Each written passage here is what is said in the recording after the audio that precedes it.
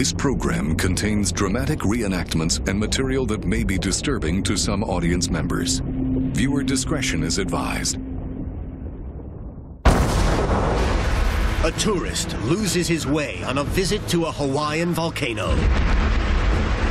Made a grave error and I was really in trouble. In this vast, unforgiving environment, there's no chance of finding help. Guys, come on! To make it out alive, he must figure out how to cope before his mind and body give up. I was exhausted and injured. Fear that I may not survive this started settling in. His only companion, a camcorder. I want you to know I'll always be with you, always be watching over you. This could be the last time my kids hear my voice. I really love you guys. Bye.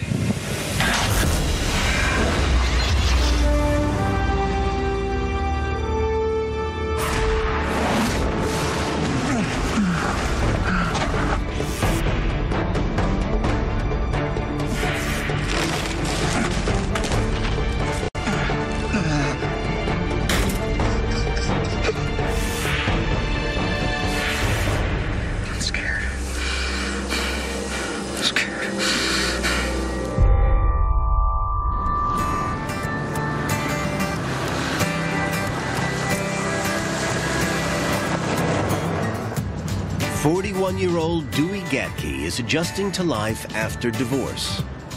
This vacation in Hawaii is one of the first he's taken without his family. When I went over there, I really feel like my life was in a transition.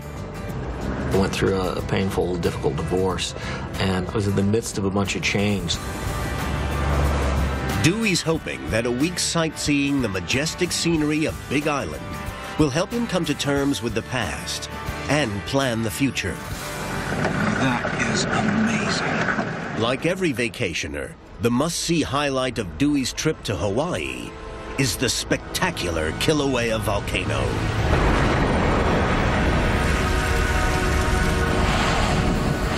One of the most active volcanoes on the planet. It's set in 300,000 acres of barren lava fields. Devoted Father Dewey badly misses his two young daughters, Trina, aged 5, and Tara, 7, who live with their mother. Hey, Trina, Tara, it's your dad. This is the Kilauea volcano I was telling you guys about. His kids couldn't come with him, so he's filming his vacation to share with them on his return. Ain't she amazing? And tonight, you will see her in her full fury. More later. But this trip to Kilauea is just a scout. Dewey plans to come back after dark, when the volcano looks even more dramatic. My friends had told me that viewing of the volcano was much better at night because you can't see the lava in the bright sunlight.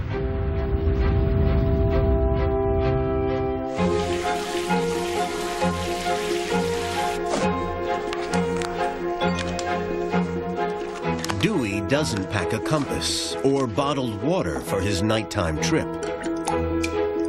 He expects to reach the volcano in a couple of hours and be back in his room soon after midnight. I left the hotel and drove in this old road that goes into the national park, 10, 15-mile drive. It's fairly desolate. And then the road just dead ends. Way off in the distance, I could see the very, very faint glow of orange, of the actual molten lava. It was at that moment I started realizing that I had to be careful to get back to my car because there was no light on the car, there was no street lamps, nothing to identify the road. But the moon was giving off a good bit of light, so I thought I'd be okay. I was prepared for a very short hike. The only two things I was carrying was a flashlight and my video camera, and there's no cell coverage down there. So I didn't even bother to take my cell phone. Dewey is confident he'll find his way back to the car, But he's failed to factor in the unfamiliar terrain and total lack of landmarks. I was just skipping from mound to mound, and there was a breeze. I felt great. It was a really, really pretty night.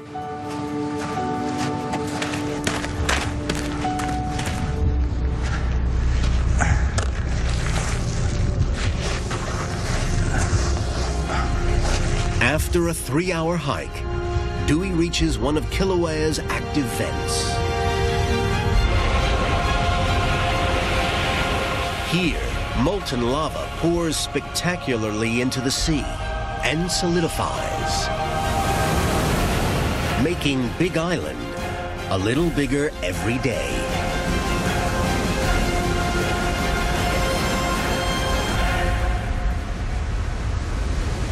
The steam and the sense of the ocean and the boiling water was just immense.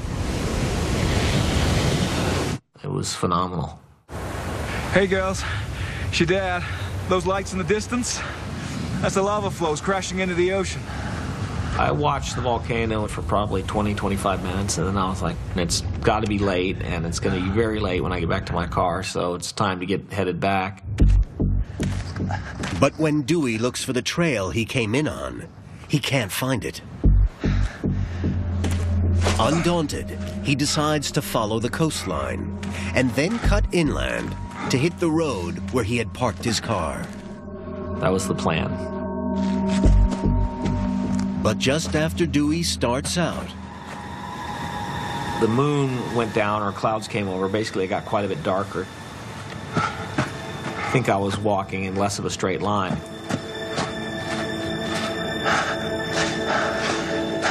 Three hours later, Dewey thinks he's hugged the coast long enough. By his calculations, he should be only minutes from his car. Okay, that's gotta be enough.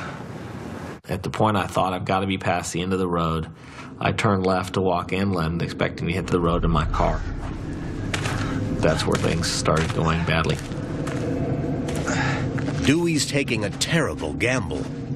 If he misses his car in the darkened moonscape, he'll be heading deep into 300,000 acres of uninhabited volcanic fields. There was no trail at all. I'm just walking across raw, unmarked lava flows.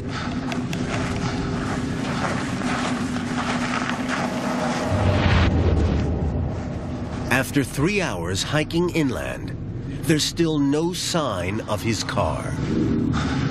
Dewey realizes he's lost. I'm just scared. I'm really scared. Hungry, thirsty, and all alone, he feels a desperate urge to talk to someone, even if it's only his camcorder. Well, it's getting late, and I'm dehydrated and lost. I had a plan to head up the coast and cut across the road. Obviously, the road's a lot further than I thought.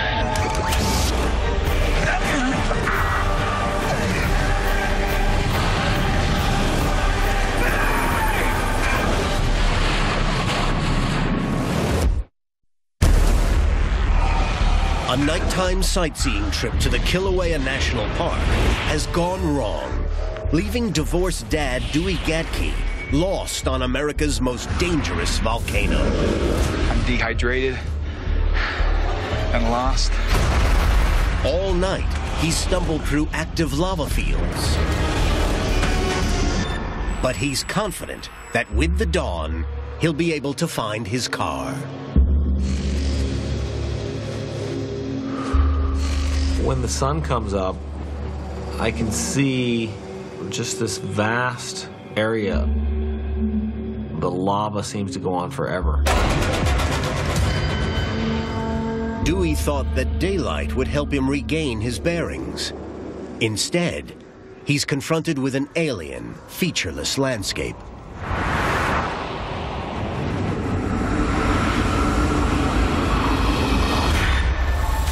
With no cell phone, he has no way to call for help.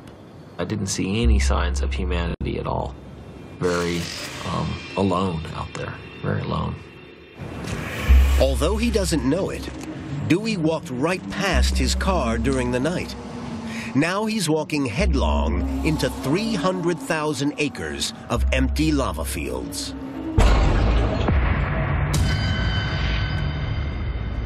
Dewey breaks out his camcorder. Recording a video diary for his daughters at least gives him someone to talk to. Well, I can't find the road. I've circled, I must have walked 5-6 miles of absolute hell. I just can't work out how you get to this spot without having crossed the road. I don't think I'll be hiking without a compass again.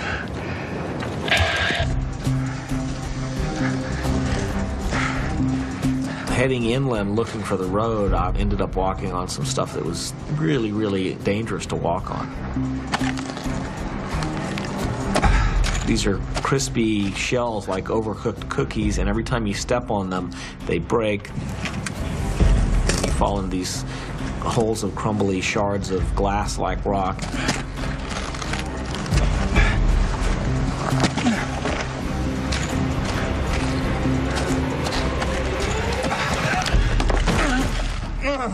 A shard of volcanic rock has ripped Dewey's arm open.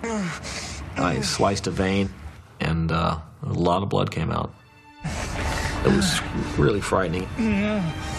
Dewey has nothing to bandage his wound. Instead, he clamps it with his hand and hopes the bleeding will stop. I was exhausted and injured and been walking all night, been falling, scraped and cut. Physically, was not in good shape at that point. But then, Dewey hears something. I had a helicopter coming straight toward me. If Dewey's hotel reported him missing, this could be a search helicopter. Hey! Over here! Hey! Guys! But he only has seconds to try and get noticed. A mirror attached to his camera bag may be his salvation. Come on, guys. You can see me. Come on. There was this grand fantasy that they would see my flickering mirror and come down and pick me up and fly me out, and we'd all go get breakfast. Hey! Over here! Hey! But it wasn't playing out that way.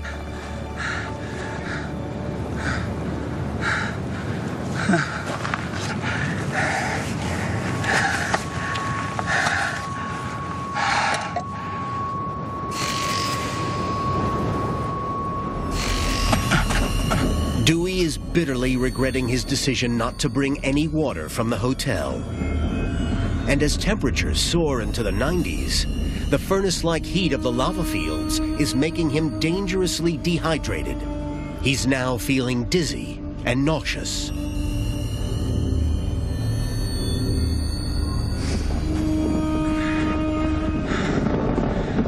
Car should be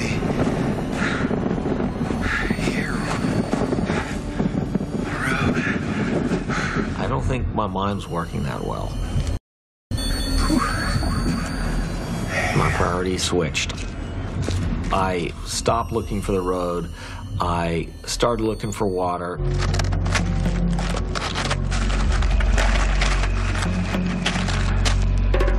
Surrounded by dust and rock, it seems like a futile task. But astonishingly, over the next ridge, his luck finally changes. Dewey spots an oasis, which must mean water. The landscape's incredibly barren, incredibly open, and then there are these little oases of very dense jungle springing up. All of this walking I'd been doing, I'd never seen even a tiny puddle, and so I started crawling into these jungles, hoping to find some water.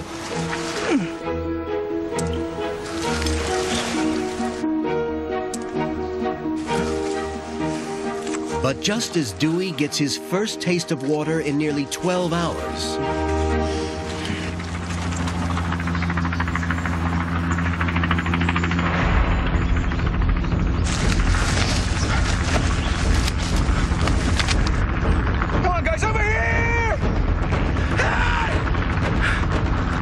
like the first helicopter, it doesn't appear to notice him. Come on! Throughout the day, several more helicopters pass overhead. But none of them see him. Dewey starts to realize that they aren't search and rescue helicopters.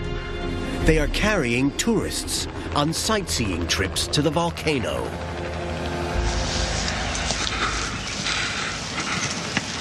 Mad with thirst, he's torn between trying to attract their attention and finding life-saving water. At that point, I started doing schizophrenic back and forth. I would crawl as fast as I could to get out where I could reflect the mirror at them. And then as soon as that didn't work and they were gone, I'd crawl back in again to try to find moisture.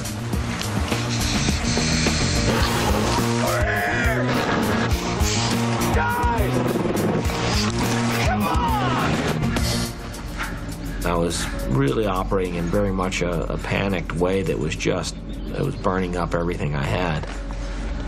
And then I look down and the beads of sweat on my arm are as big as the drops I'm getting. So I'm exerting way more energy and water and moisture than I am actually getting moisture.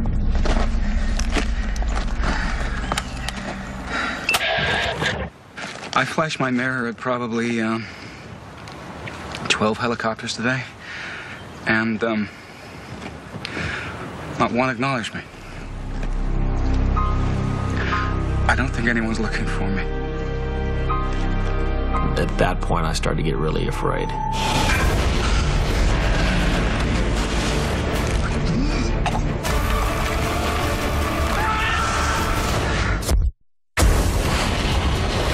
Lost on the molten landscape of a Hawaiian volcano, Dewey Gaedtke is desperately trying to attract the attention of passing tourist helicopters.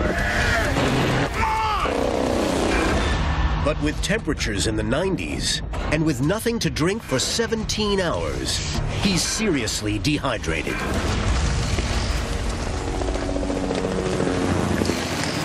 I can't do two things at once. I need to find water. I'm going to make it for at least a year without a helicopter, but I'm not going to make it another day without water.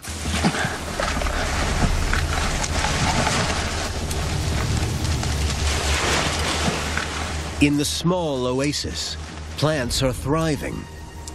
But Dewey can only find beads of moisture, not nearly enough to satisfy his raging thirst.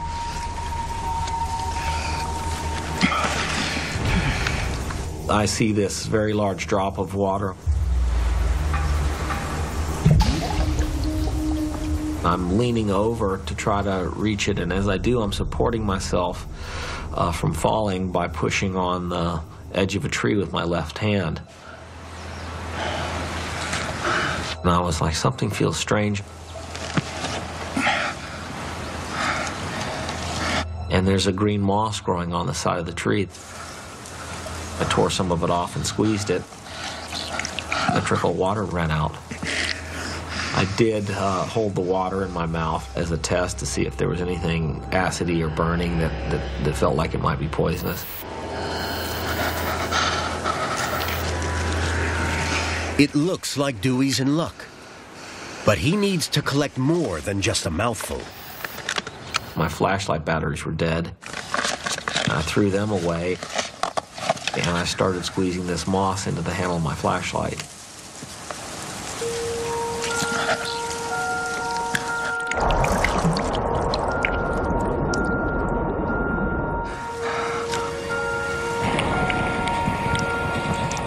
It wasn't exactly, clean, delicious water, but I was pretty happy that I'd actually found it. That gave me some confidence. It improved my thinking and my sense of hope. I don't think I was completely dancing for joy yet, but I was encouraged. I actually had found a source of water. That was the life-saving moment for me.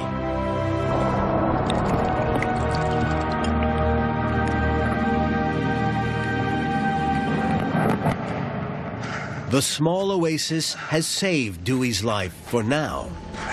But he knows that if anyone is looking for him, his best chance of being rescued is out in the open. In fact, Dewey's hotel has reported him missing, and an air search and rescue is now on. But spotting a tiny figure in nearly 300,000 acres of featureless terrain is like looking for a needle in a haystack.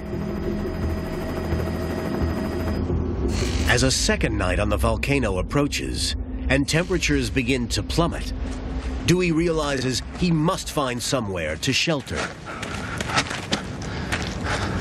I felt like I had to find a warmer place because I couldn't sit out in the wind and get any sleep. I found this crack that just went straight down into the earth. It wasn't even a cave, it was kind of a fissure. And I crawled down into there.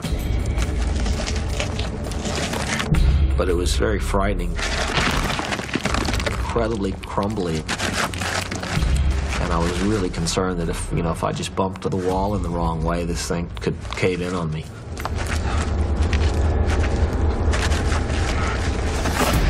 Dewey now faces the grim hours ahead, knowing that at any moment, his shelter could become his grave. It was just straight down into the ground.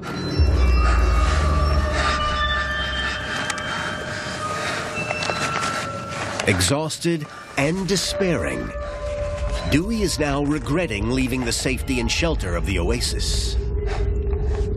All he can do is pray he can survive till morning.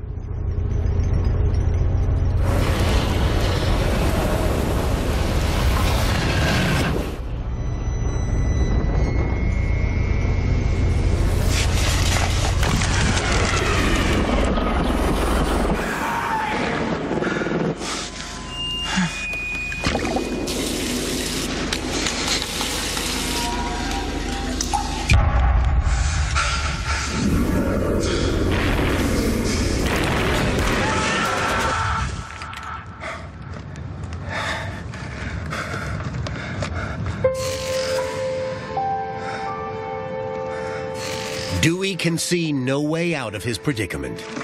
Hungry, dehydrated, and demoralized, his video messages are becoming increasingly desperate. In the beginning, the camera was really a solace to me. It was comforting to actually have something to talk to. Kids, hi. It's your dad again. But by the third day, some real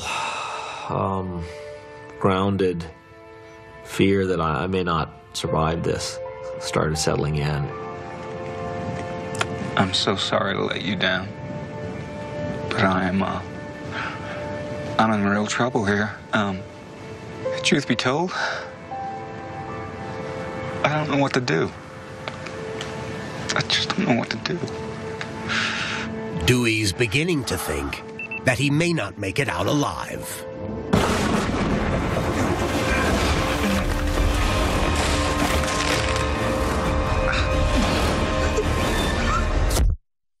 Vacationer Dewey Gadke is lost on one of the most active volcanoes in the world, Hawaii's awesome Kilauea. For almost 2 days, he stumbled through the furnace-like temperatures of the lava fields, trying to find a way out.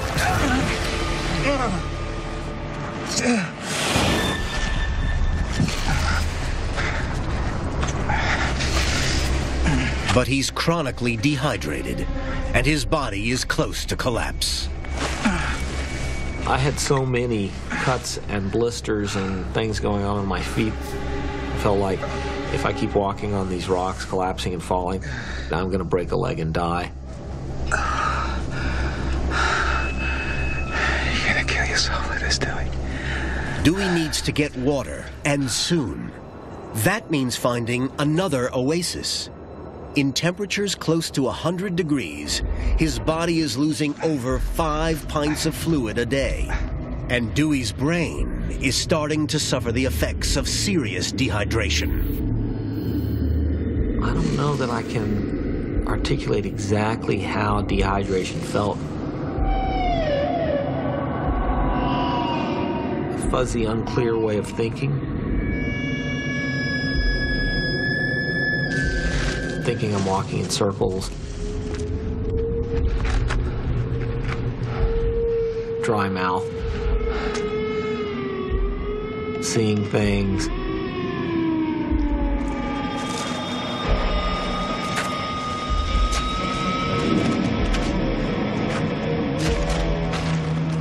But Dewey isn't seeing things.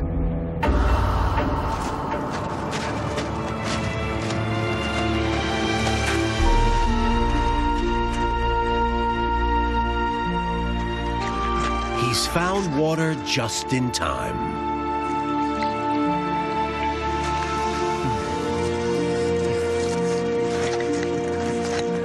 Dewey decides to change his plan. Instead of trying to escape the volcano, he'll stay at the water source and pray that someone rescues him. My idea was, yeah, if I can learn to survive, I can make it as long as I have to. Dewey hasn't eaten in 37 hours.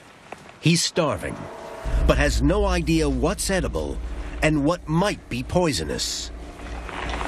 One thing I had been doing is testing some foods to see if they made me sick and see if they were edible.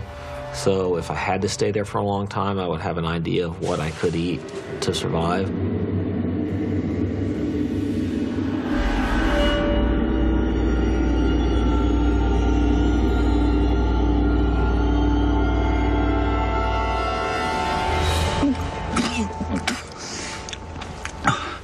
Guess that one's a no.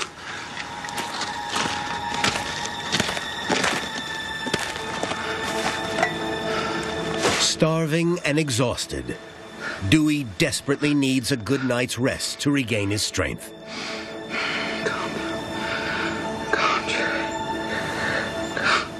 So I figured I'd better come up with a way to shelter myself.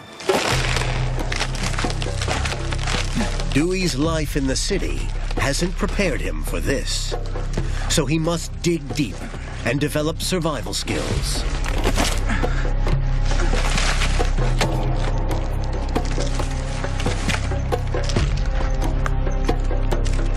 Found some reeds that I could bend into a dome shape and shove them into the mud,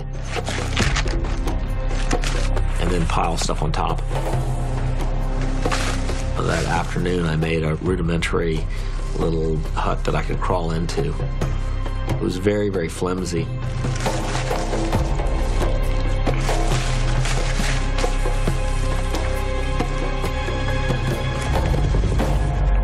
Proud of his achievements, Dewey decides to tell his daughters. Hey, Trina, Tara. You always said you wanted a vacation home, so here it is. I just built this shelter, and I'm hoping it's going to help me survive. These leaves here, they're going to help me collect water.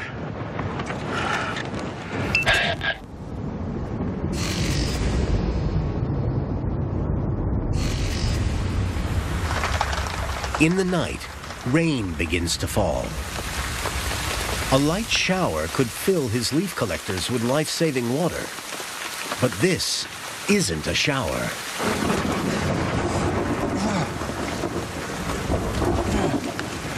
The worst thing about the whole time out there was the nights.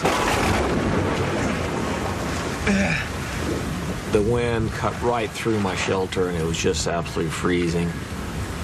It was not well insulated. I hadn't put a door on it.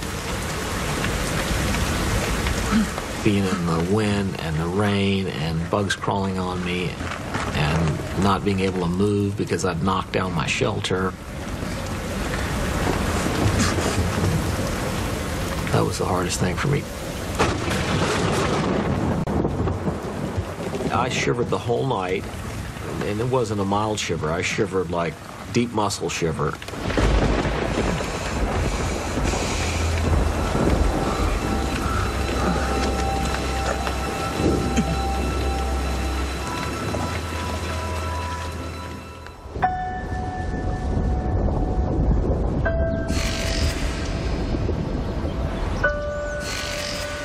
The storm has trashed his shelter and overturned his rain catchers. The third morning, the hunger had set in, the isolation had set in. I'd been shivering all night. I was exhausted. I was injured. I was sore. There was a lot of hopelessness. And to make matters worse, Dewey now makes a shocking discovery. I had all these shards of pumice or lava rock or whatever it is embedded in my feet.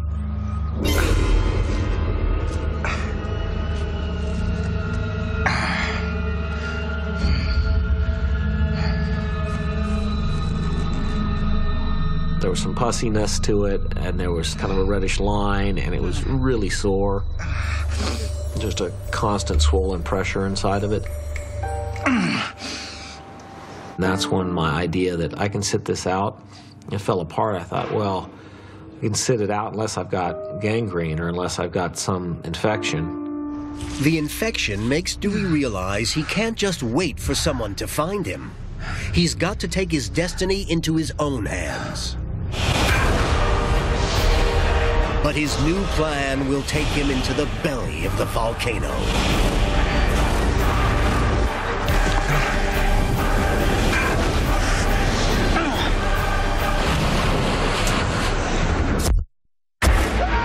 Vacationer Dewey Gadke is lost on the mighty Kilauea volcano.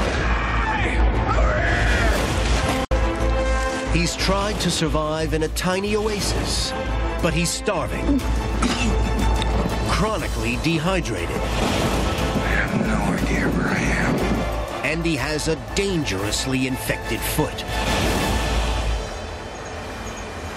After more than 51 hours alone, and with no one to share his ordeal, Dewey's turning to his camera more and more.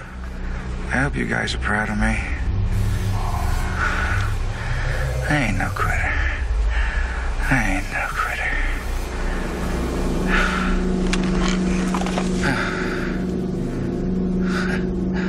quitter. Looks like it's just you and me.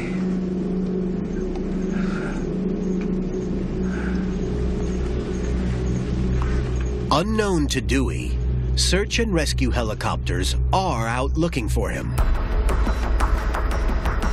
But after 3 days scouring 300,000 acres of volcanic fields, they are starting to think he hasn't survived.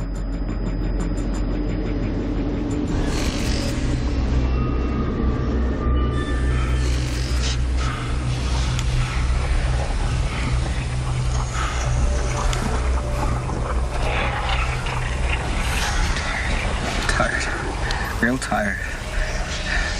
I'm scared.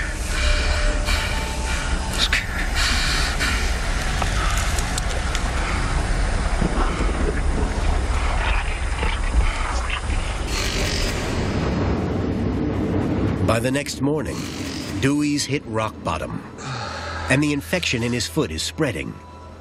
The pain is excruciating. Any remaining hopes Dewey had of walking off the volcano are gone. His only hope is to make one final attempt to attract the passing tourist helicopters. Well, I thought if I could build a fire, a large fire with a lot of smoke, might actually attract rescuers. Dewey decides that the lava fields, which have held him hostage for 5 days, might give him an escape route. If he can use the red-hot lava to ignite a branch, he can start a fire and make a beacon. But to do it, Dewey must brave the volcano's toxic gases. Even brief exposure to concentrated carbon dioxide could kill him.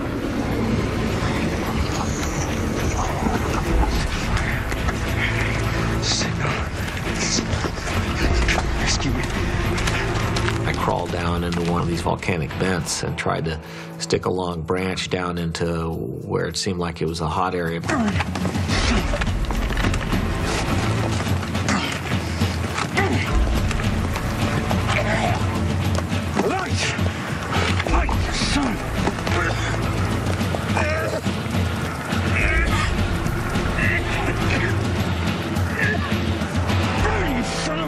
After just a few minutes choking in the intense heat and smoke, Dewey realizes he's taking a suicidal risk.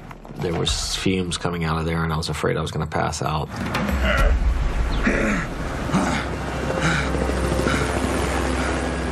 It's a bitter blow. Tourist helicopters continue to fly by, and Dewey still has no way of attracting their attention.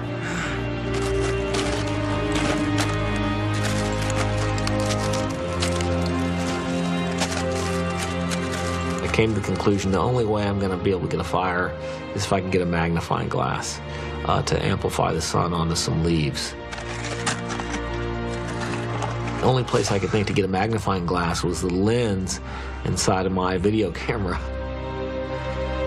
The camera was always my companion, someone to talk to, my connection to the outside in a way. Talking to it every day was a solace to me. It was comforting, so I didn't want to smash it.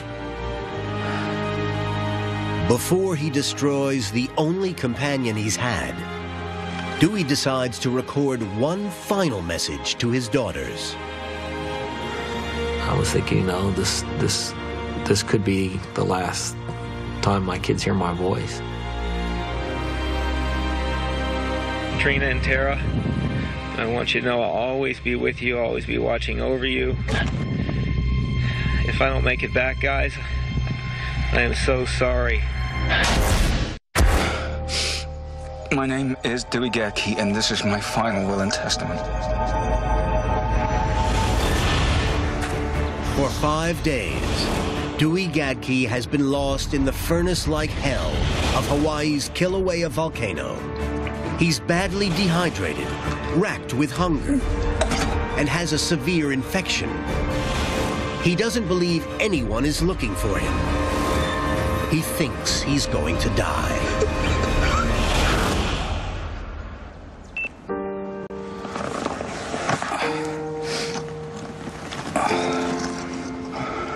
This is my final message.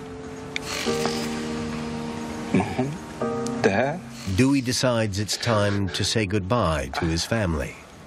I spent a fair bit of time leaving messages for my kids and my friends and my parents. I'm realizing how much pain I'm putting my family through, and I just want to say, guys, I'm sorry I was stupid and reckless. I was feeling for my kids if they had to grow up, you know, without me. Trina and Tara, if I don't make it back, guys, I am so sorry. I want you to know I'll always be with you, always be watching over you. It was a pretty emotional process of saying goodbye. If this is my time and place, it's a really beautiful place. But I'm going to do my best to get back to you guys. I'm not quitting. I really love you guys. Bye.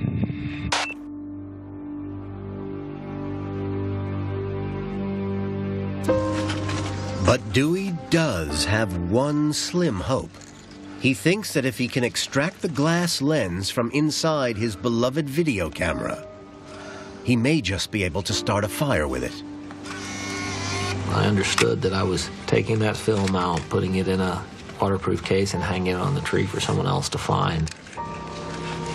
For somebody to find after I was dead. Dewey feels that his camera is the one thing that's kept him sane. Destroying it is almost more than he can bear.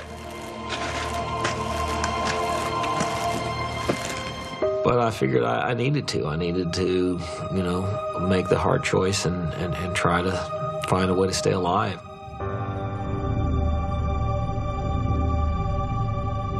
To get to the lens, he has to smash up the camera. The problem is, he risks smashing the lens, too. I got some big rocks and started trying to break my camera open.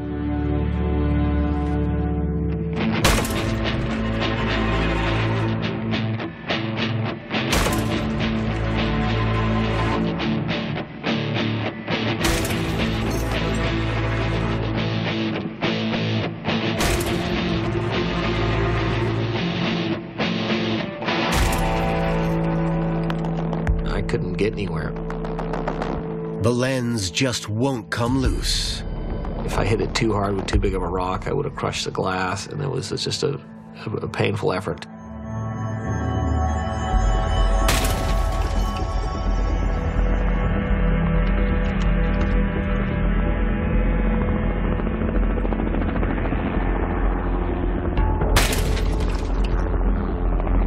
I heard a helicopter.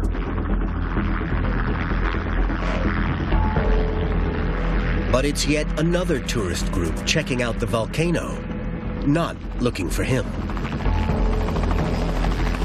I decided, well, they're ignoring me. There's no point in getting up and flashing my mirror.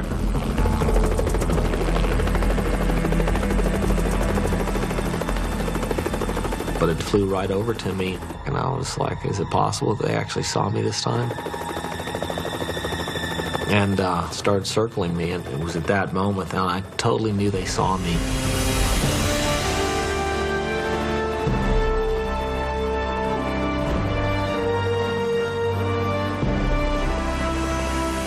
Incredibly, one of the tourists was able to capture on camera the moment of Dewey's discovery.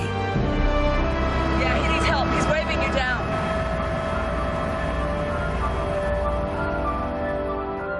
And it was at that moment I really started crying. I was alive after 5 days.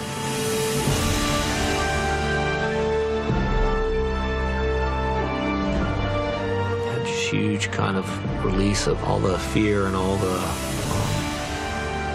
desperation I've been kind of keeping somewhat at bay. And it all came busting forth, and I just sat on the ground and I cried and I shook.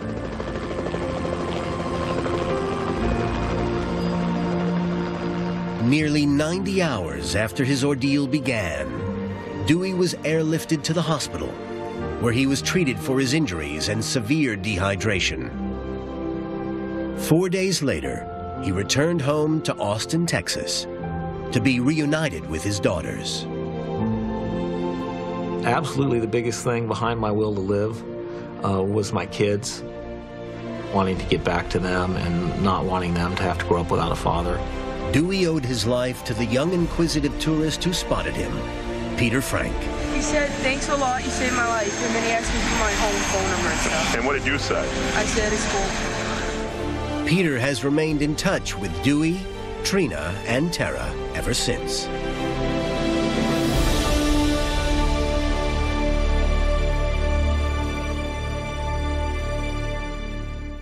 Get survival tips, go behind the scenes, and more at animalplanet.com/ISBA.